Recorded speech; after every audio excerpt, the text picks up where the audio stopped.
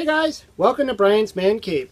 So today I'm going to be talking about the Intellivision and the Intellivision 2 and trying to make somewhat of a comparison between the two.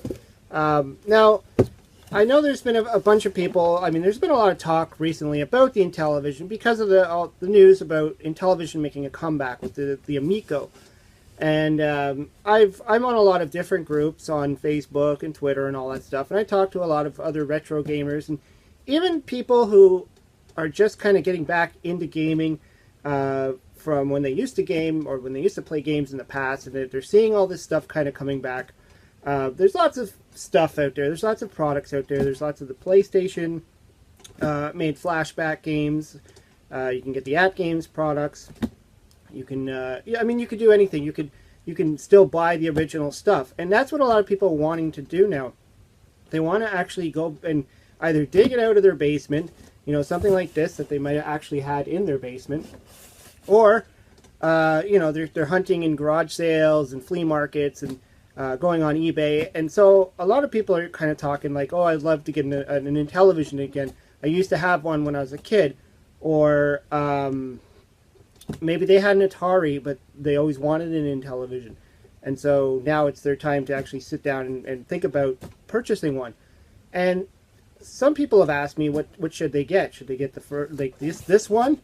Or should they get the Intellivision 2?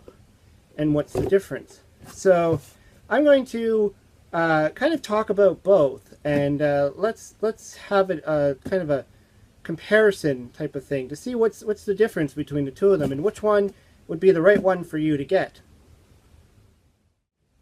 Okay, so let's start off with the original Intellivision. Now, this was the one that I grew up with, and anybody I knew that had an Intellivision had this one.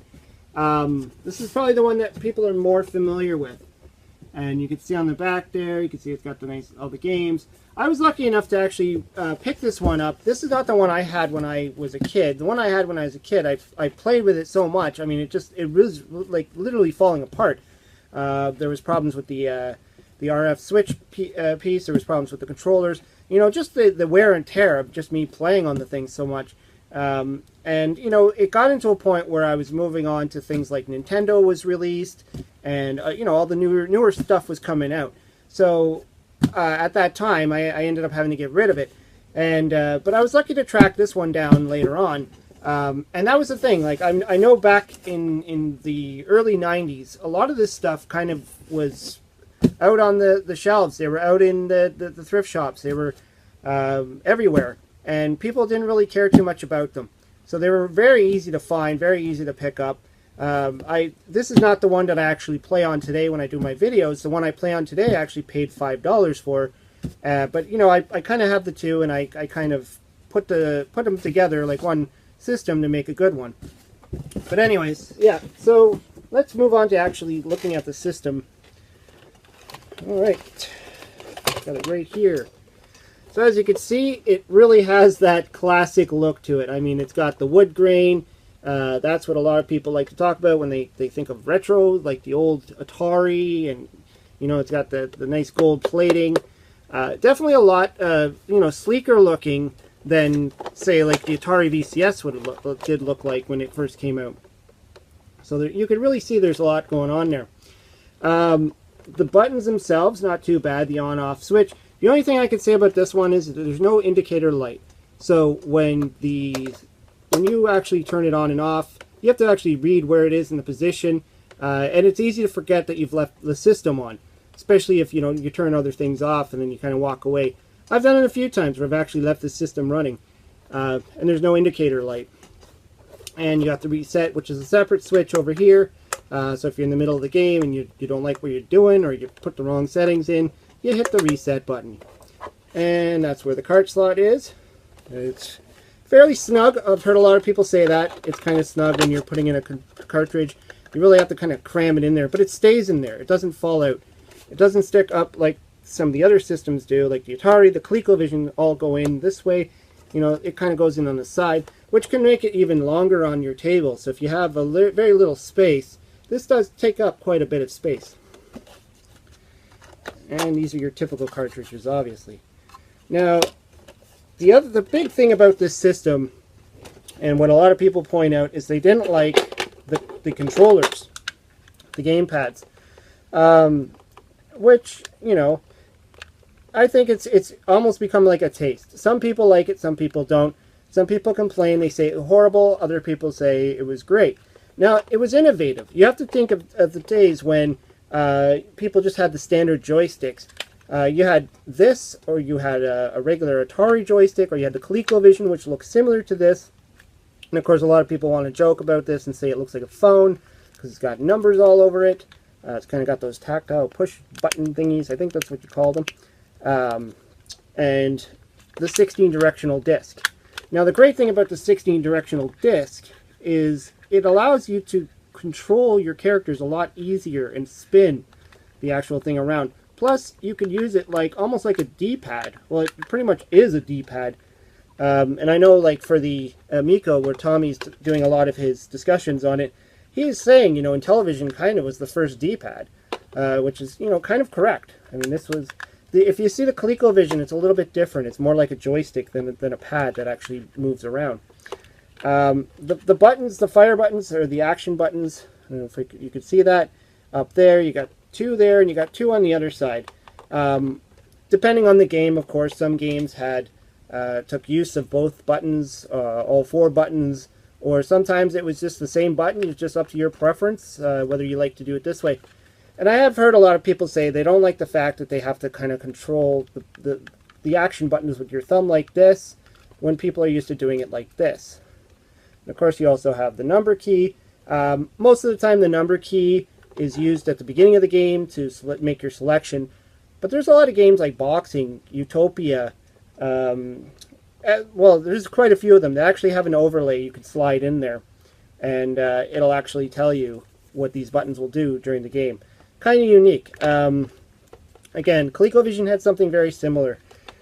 But yeah, so the last thing I want to mention about this system is it's wired in there. The controller's wired in there. So it's not going anywhere. And if and this was a problem back then, because if these things broke, you had to literally unscrew the system from the bottom, take it all apart, and it was actually just plugged in underneath the system.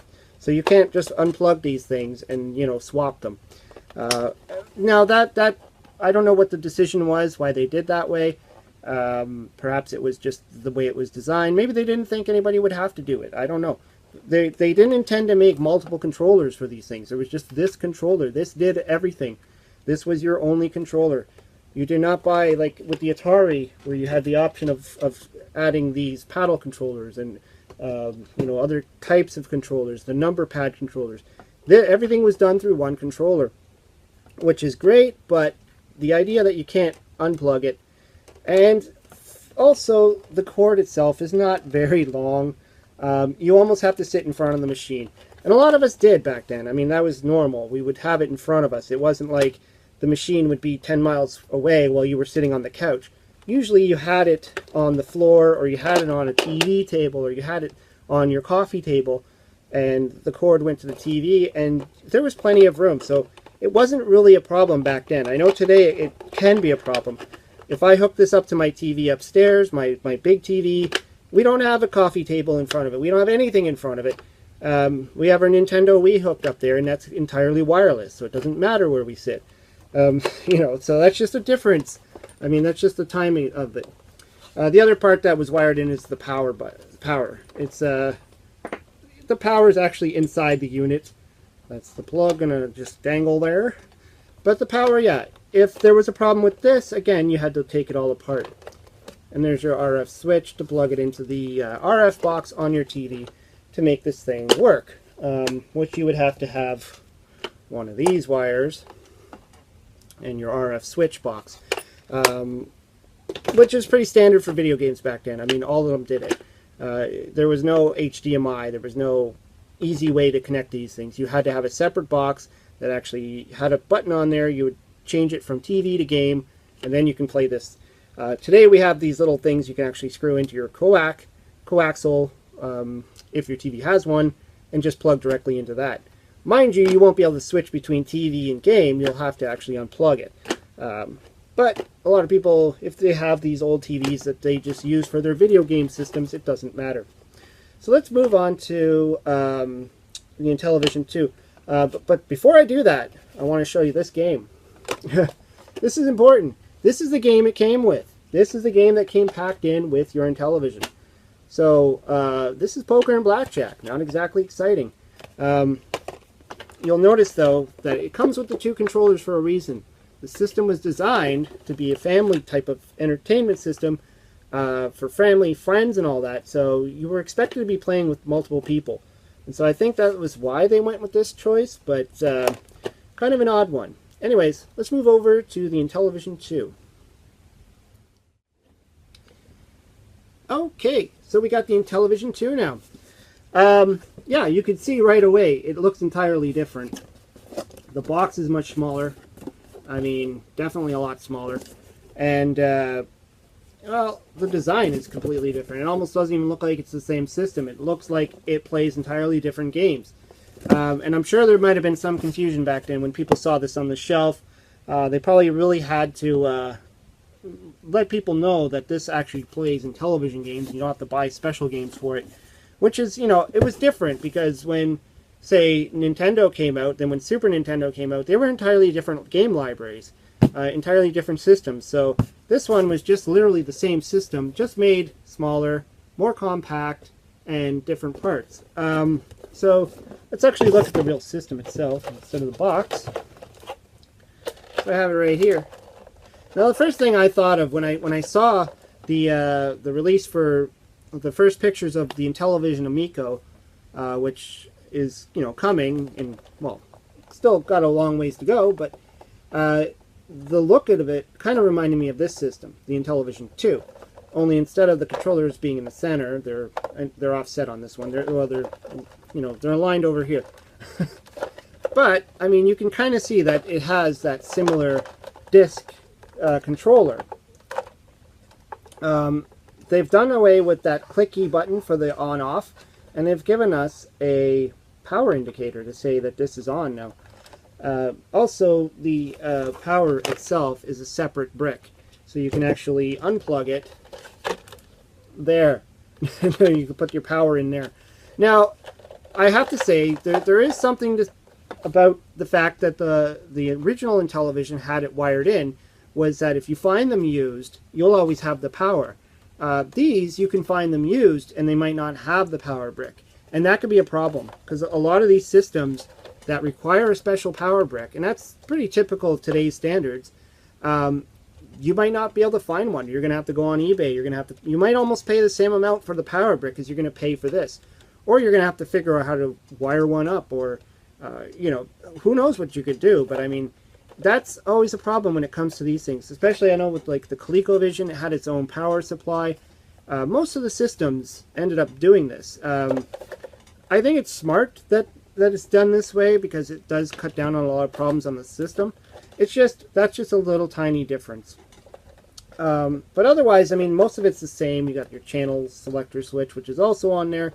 The RF thing. This doesn't connect through. You can see there's no RCA. This was 82 when this came out, 1982. So systems were all the same at that point. And the cartridge slot is, it's almost the same. It's just the same kind of snugness to it. But it's a smaller unit, so it takes up less space. So I know a lot of people prefer this one just because it is smaller, it's lighter, it's easier to deal with. The controllers themselves are slightly different. I mean, it's the same directional disc. I find these ones to be a lot more bulkier, though, a lot thicker. I mean, the buttons are wider apart. It's a different kind of button. They're harder. And this screen, the buttons, it's the different kind of buttons. I can't remember what they're called. And what I don't like about it is you never feel that you've actually hit the button. It's really stiff, and it's like, you know, you got to like push on it pretty hard to make sure you've actually made a selection. I've even noticed that on my secondary one, that it's like, it looks like it's starting to fall apart. Like it's really bad shape, like it's been used too much, and I can see it's puffy. So I don't know what's going to happen with that. I'm sure These were easier to repair, that's why they did it this way. But the other thing is, which you'll notice here, if I can hold it up properly, is now they're plugged in this way. So you can actually unplug this thing. I don't know if I've ever unplugged this one or not. I don't know if I want to, because I recently unplugged my ColecoVision one controllers, and they haven't been unplugged in a long time, and I think I ended up breaking the plug. So that's not a good thing. I mean, that's one of the downsides.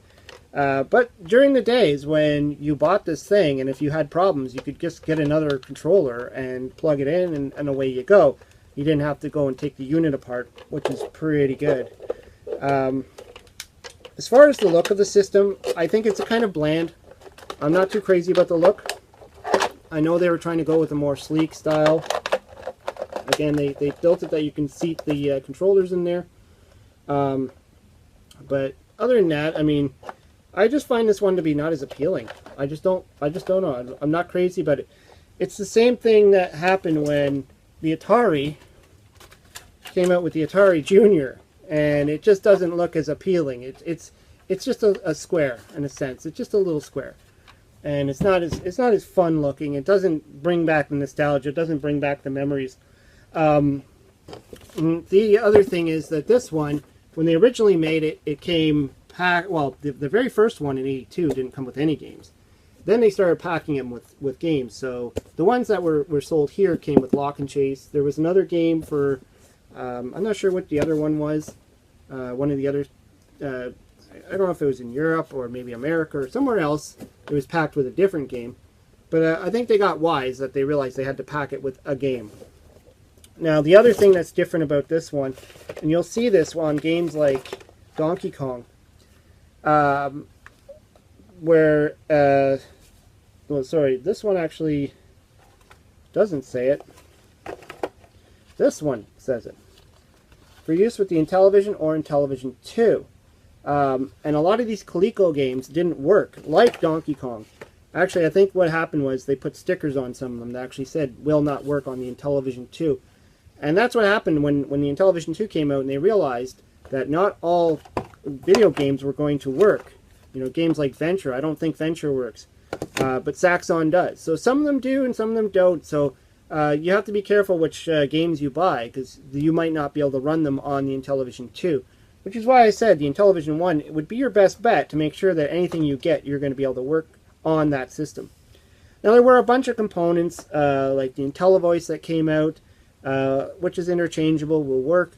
There's a keyboard. I'd never had a keyboard in my life for this system. So I don't know anything about it. I haven't really looked too much into it. I remember it came out in the later days, and I just never got one.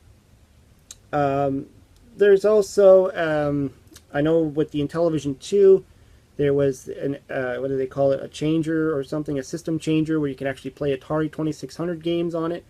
That was pretty common too. I mean, ColecoVision had one.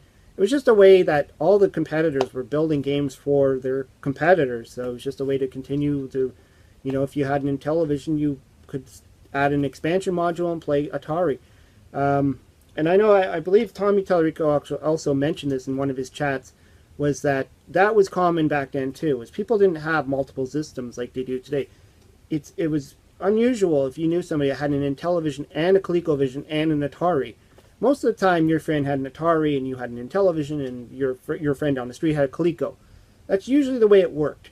Whereas today kids are a little bit different. They want an Xbox and a PlayStation, and they want the PC, and they want a Nintendo Switch, and they're getting it. I mean, it's different times. It's different worlds.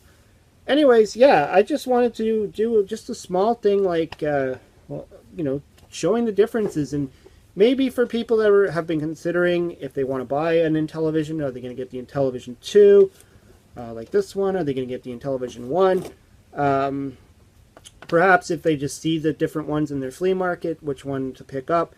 I don't want to say either one of them is crap, because I don't think they are. I personally do not use my Intellivision 2 too often. I use my original. I just have a preference for it, even though there's, you know, the pros and cons to both of them. And I know there's other people who actually stick to the Intellivision 2. I'm not crazy about the controllers on that one. Like I said, I prefer the original ones. But that's just me. I'd like to hear your thoughts, though. If you've played the Intellivision, or if you're into the Intellivision, what's your thoughts on it? Which games do you like to play on it? And do you use a 2 or a 1? Now, there is a 3. There's an Intellivision 3. It's a little bit more rare, and it uses the original body, so it's kind of like the first one. And again, I know very little about that one. It was something that kind of came out and got canceled or something, so I don't know a whole lot about that. Anything after that, they had the plug-and-play systems, and which are not bad. They continued on quite into the 90s, I believe. But yeah, so I'd like to hear what you have to say. Let me know if you're making a decision, if you want to buy an Intellivision. If you have any other questions, throw them down in the comments below. Let's just chat about it, and hope you can make a decision. Anyways, hope you liked the video. Hope you subscribe to my channel. Talk to you later.